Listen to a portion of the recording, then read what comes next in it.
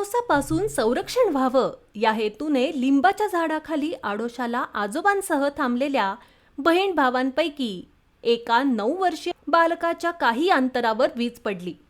त्यामुळे बालक भेदरला आणि त्यातच त्याचा मृत्यू झाल्याची घटना छत्रपती संभाजीनगर जिल्ह्यात घडली आहे. छत्रपती संभाजीनगर जिल्ह्यातील आडूळ येथे सायंकाळी रात्रीच्या वादळी वाऱ्यासह पाऊस झाला. यावेळी विजेचा कडकडाटही होत होता. सिद्धेश्वर अंकुश पाचे वय वर्ष 9 हा त्याच्या आजोबांसमवेत शेतीवर गेला होता. आडूळ येथे सायंकाळी अचानक पाऊस सुरू झाला. त्यापासून संरक्षणासाठी सर्वजण लिंबाच्या झाडाखाली आडोशाला थांबले. त्याच वेळी काही अंतरावर वीज पडली. त्यात सिद्धेश्वर भेदरला.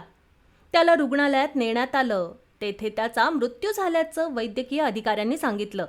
या घटनेने पाचे कुटुंबियांना मोठा धक्का बसला आहे.